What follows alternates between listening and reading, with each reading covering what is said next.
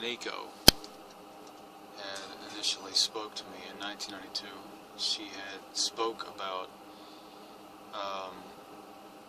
contracts and contractual agreements, and she told me that in fact some civilizations come here extra-dimensionally through portals, and so they expend no time. There's nothing, no real energy is being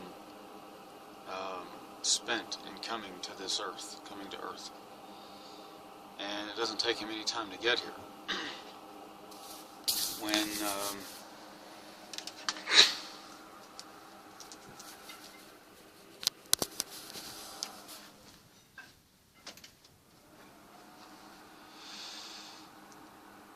When she spoke about the Zetas and the civilization that brought her here and that came to this planet, she then talked about it takes many years. It took years to arrive here to Earth. And for that reason, because they're expending so much resource and energy and time in coming here, they have what's called contracts, a contractual agreement on who they can and can't have contact with. And extra-dimensional races are races that are from other planets that come here through portals, through dimensions, higher dimensions, and it doesn't take them any time to arrive, so no energy was expended from that civilization in arriving here. So they don't have any contracts. They're what's known as free agents. They're free agents of beings you can have contact with any time, as long as you're ready and open for this. And this is what is going on. My pictures in the forest out here are of Mantids from the Mantis civilization, the Mantids. And they have arrived through extra dimensions. They're extra dimensional. That's why I pick them up on infrared, and they're not always seen with the naked eye. And if I want contact with them, I can have that contact with them. But sadly, when I went to the forest, I didn't walk down there and find Beniko standing there. Though the Mantids created the Zetas, the problem is civilizations are expected to do for themselves. And so they don't really share that technology with the Zetas and say, here, you be extra-dimensional too. And so many of the Zetas, their arriving here may take many years to get to Earth, traveling 4 or 5 times the speed of light. Now, they can do that. Their DNA allows this, and they can travel here. The reason the human DNA is so important, it's very durable. It can travel. It's a DNA it's a body that can go faster than light.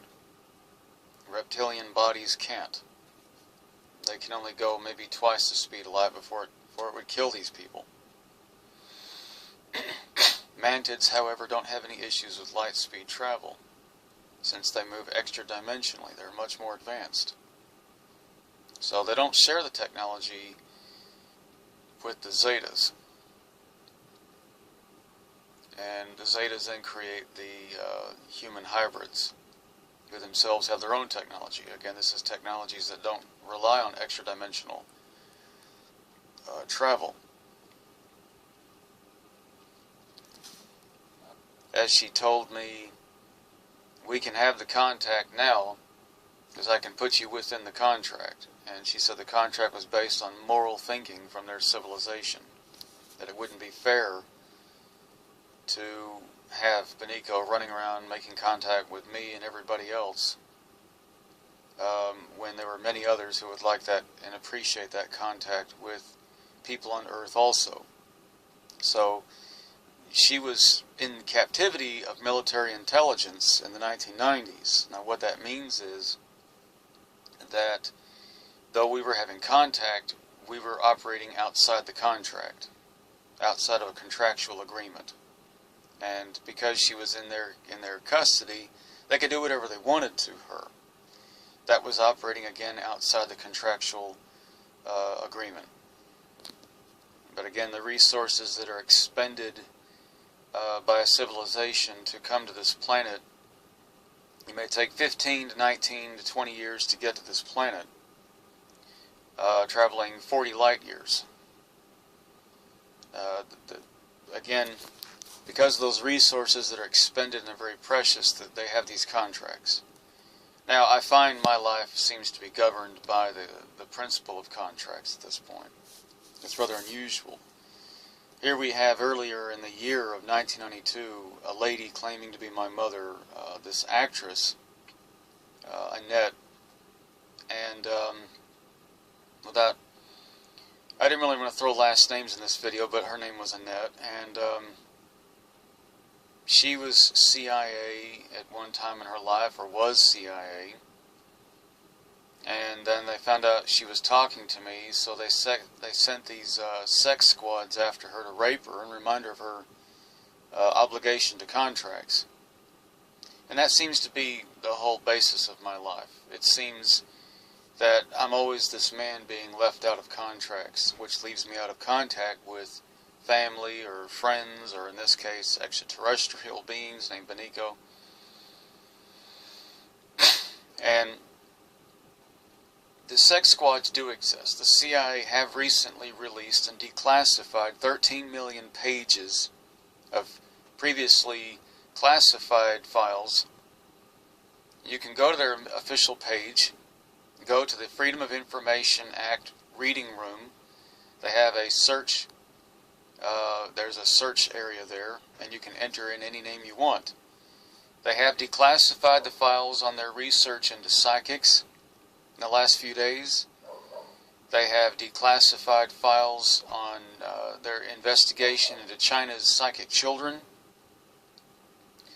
They've declassified files on remote viewers, people that were trained as psychic spies to remote view, spy on others. They've also declassified Project MK Ultra, and the sex squads are real. That has been declassified too. The CIA sex squads do exist. They've declassified this. You can look it up. And it's on their official page, the Central Intelligence Agency's official page. I'm not crazy. I'm not a lunatic. I've been telling you this for 4 years, that sex squads went after this actress, and I witnessed them rape her. And while they do have a lot of information on UFOs and things like that of that nature, they haven't declassified the stuff on the Zeta human hybrids. What the American government has done is, smelling out that this civilization operates under contracts, they then snuck in under those contracts to have contact and control over this race. And I can go to the forest and have all kinds of contact with Mantids and take pictures to validate that experience all I want. What they've done to me is they've isolated me. I don't have... This is a funny issue. It's a very, very gray area. You really don't want to shout too much. Hey, no one's listening to me, no one's paying attention. You don't want to go shouting that horn too much, because people say, well, you're an attention seeker. Or you're crying and whining that no one's listening to you. Or you're seeking approval. So it's a very, very sensitive area to walk into to say things like that. I can say that what they've done is they've gone to isolate me from a lot of other experiencers. There are people with their radio interviews right now running around who have no evidence to support anything, but all they've got are drawings. And they're getting interviewed 50 times. I'm coming in with 50 pictures that can't be explained away as easily, that look non-human mantid type aliens sitting in this forest out here in England. I have a lot more to share in the way of experiences, my own personal experiences, and what I feel that they've imparted to me. However, someone's got a contract out there on Jason Moss, which the contract stipulates isolating. And it worked. The gossip worked. There are a lot of people who pretty much leave me alone. I've been reduced to nothing but a picture man in my own group that I started, the Seventh Dimension group. I'll share pictures in there, but I've even put some information in there recently that has come true. I said a few weeks back there would be earthquakes. I was told that the Mantids are in fact causing this. This isn't about causing fear, but they helped create this civilization. And they're more or less like the grandparents showing up, watching everything, saying, look, we want you to get along. We want you to stop this enslavement of minds and hearts. We'll talk about that in a minute. Why they don't involve in the slavery of black people for 400 years, why they didn't really get involved in the enslavement of Jews during World War II, was because when those people were enslaved, their minds and hearts were left intact. These people were simply killed as they were. They died believing what they wanted to believe. The Mantids get involved in cases of biblical issues. You go back to the Bible. The Hebrews were slaves of the Egyptians. So why did they get involved in that? Yes, they did get involved in this. Why did they get involved? Well, whenever there is one race subduing another, or people subduing another, and they rape them, sexually sodomize them, drug them, tell them to worship their gods, and get into their hearts and minds and try to really control these people at a core level, mentally and spiritually, that's when they take an issue. That's when they start hopping out, and we see biblical-sized flooding, earthquakes, and destruction, until the opposer, or the ones that are keeping people, let them go. So, sadly, 6 million people died in World War II, and they didn't get involved. It seems a bit of it's like, what the hell? No, they didn't, because they all died Jews. They all died Jewish. They died themselves. They died with their beliefs intact, just like those black people from Africa that were the African people. I don't want to call them black people. They were enslaved, but they died believing as they wanted to. They died believing with the African faith that they had. And so the physical enslavement doesn't really seem to take an issue with the Mantids, because they're so spiritually advanced. And I'm going to impart that with you, whether you want to believe it or not. There's more to come this year, a lot more. The message being, free the slaves. Free the slaves, because we live in an age now where it seems a lot of people are running around enslaving others through submissive, permissive mind control techniques, drugs, sexual abuse, and torture. Yes, even the CIA's use of waterboarding to break a Muslim man from being Muslim. Not just say, admit something, whether you're a terrorist or not. It's all about breaking these people. And there are many, many people right now being enslaved in a huge sex machine called the Internet, in which millions and millions of women are being sexually trafficked. But that also impacts families, friends, and relatives, and lovers, and everybody. Sex is a very deep issue. It's a hard issue. And once you start involving sexual intercourse on a subdued person, an enslaved person, you're getting into that person's heart and mind. That's when the Mantids start getting involved. Now, I don't care if you don't believe this. You're just going to see it for yourself. And if it scares you, well, then you're on that side of the fence who happens to be doing this. If you're not frightened of this, then you're okay. You're sitting on the side of the fence where you don't do this to other people. And if you want to call them angels or beings that serve God's will or whatever you want to call them, biblically, ancestors of the human race were calling them a lot of things. But they demonstrated their power over nature is total, absolute.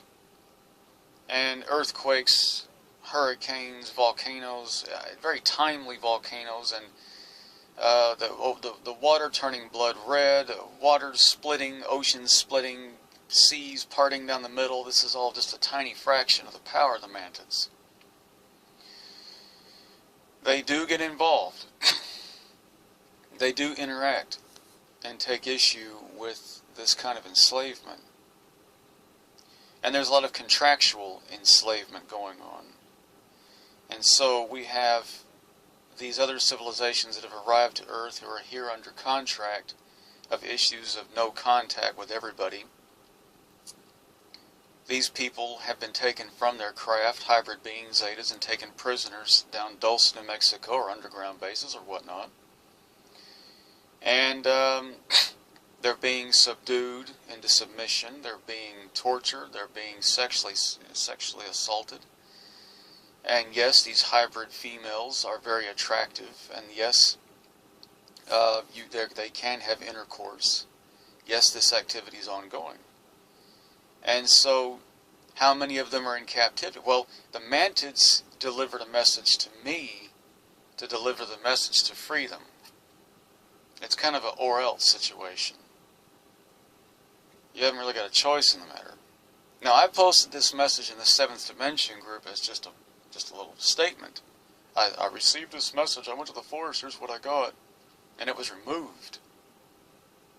It was taken down by those who are love lighters and hippies and or just people with agendas to say, no, Jason's not going to be the prophet again, because this stuff often comes true. It's not the end of the world. But how many are going to go down until these slaves are freed, both human and non-human? And I don't know. Would 1 billion get the message across? 2 billion? We're not talking about the extinction of the human race, but we're talking about a good spanking from the grandparents that made you or helped create you. And so, because they're under contractual agreement when they come to this planet, as I've been made to understand, we've got governments and powers to take advantage of those contractual agreements and lock them up and say, you can't make contact outside this perimeter because of your contract.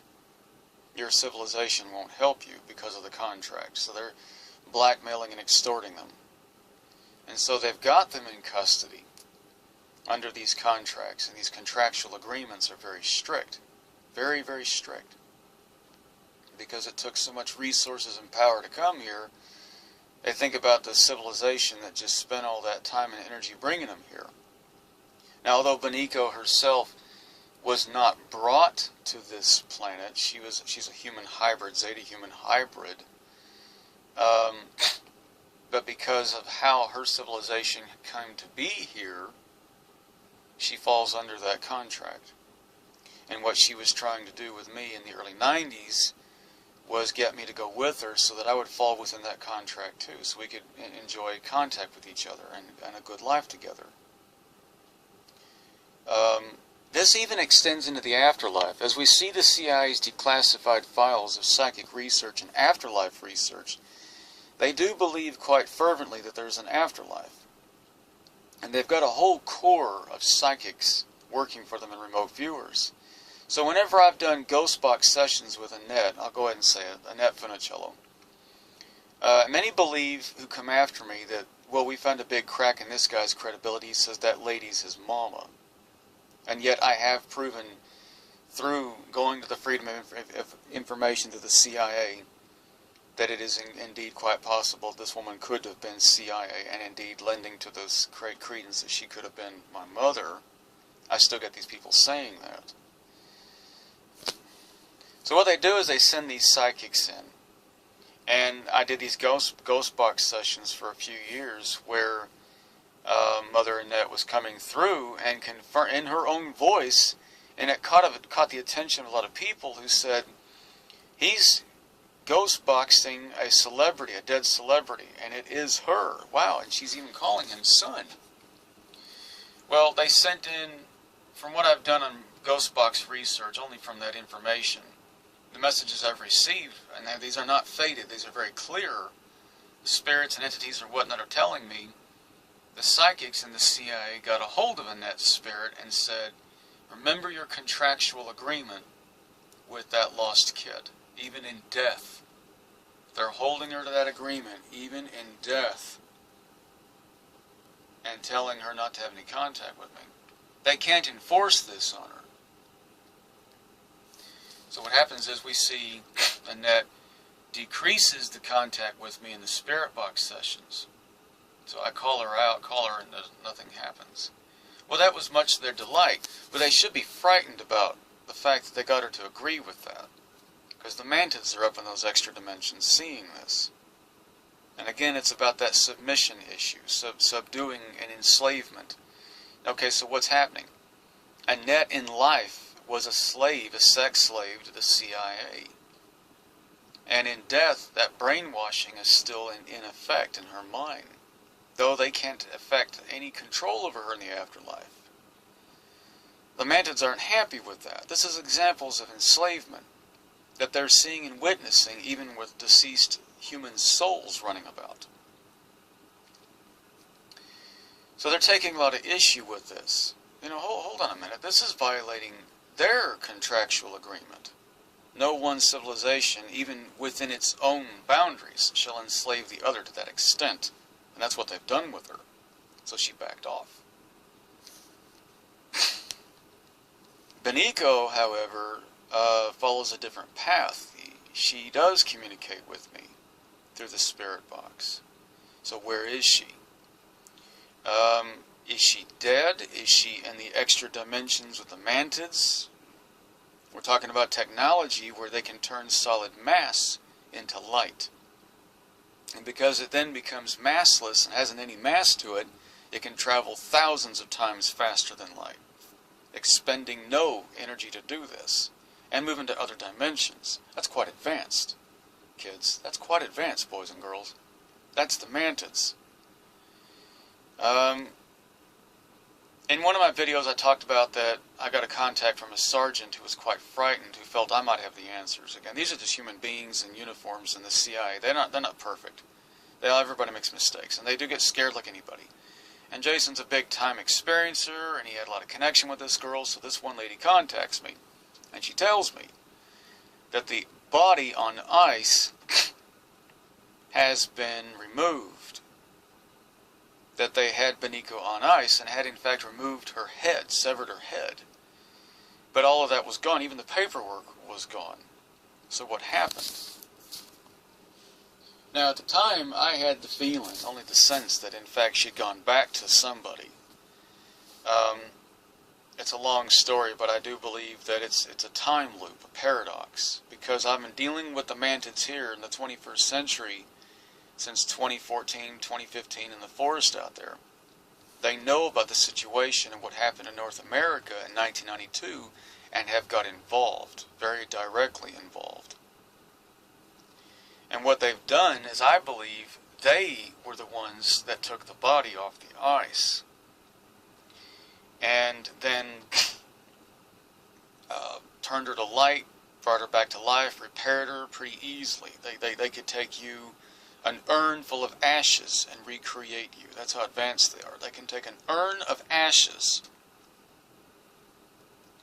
and recreate you entirely and put your soul back in that body very easily. As if you never died and were never cremated. So we're dealing with excessively advanced technology here. Something that is not really going to be anything you can imagine in the way of, how can you imagine that? And I'll give you a reference for science fiction if you want to look down science fiction for some ideas, and reference Carl Sagan, the philosopher scientist.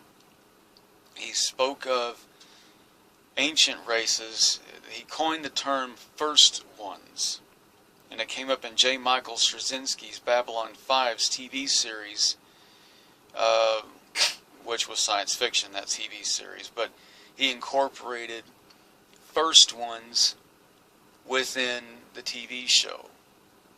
And they had names like the Vorlons, the Shadows, the Walkers of Sigma 597,